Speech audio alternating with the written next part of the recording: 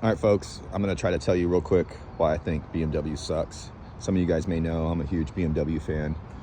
But anyways, I'm driving this car right now because my car's in the shop getting recalls done. And just to let you guys know, if you're trying to do the recalls on your own, they're not going to reimburse you like they say they will.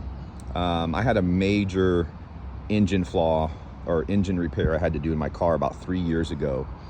And some of you guys may remember because it got a bunch of views on this channel. And I repaired it myself.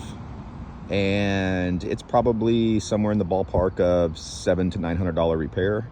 And I didn't have to go further because it wasn't damaged as bad. I kind of saved it. So BMW offered to give me $5 for the bolts I had to replace, and on a $700 to $900 repair that I saved the engine. So the recall came out after I did the repair. I was forced to do the repair because the engine was going to blow up. Gay.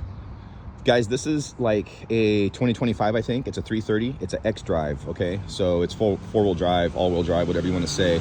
And I've been driving this car for the last day, and I'm just not impressed. Now, I'm impressed with a few things, like how smooth it is, the way it starts up. There's a lot of cool features inside electronically.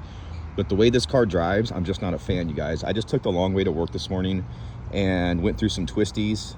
And I gotta say that the brakes on this car are horrible. Like, they're flat out horrible. So we're running like 19-inch wheels, and they look a little heavy. The car's probably a little heavy because it's all-wheel drive. But man, the brakes, you guys, I can't believe it. The brakes are not that great. The overall the overall power and feel of the car is just not there for me. You know, I'm used to the older BMWs, and going through the corners, the steering wheel just felt weird. It felt like it was disconnected and steering for me almost, like through some of the turns. And I could feel the traction control coming in a little bit. Now the traction control is a lot smoother when it comes in compared to some of the older BMWs, but it makes the steering feel weird.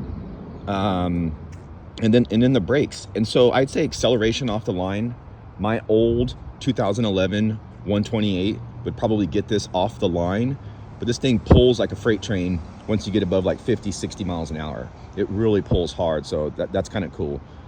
I know for a fact my car would outbrake this car. Now again, my car's lighter and I do have some upgrades on my brakes, but they're not that much upgraded. So yeah, overall, you guys, just not impressed. BMW sucks because I had to do their recall repair because they had a design flaw in their engine that I had to replace, and they won't even reimburse me. So yeah, and then they have this gay car. Who wants a four-door anyways?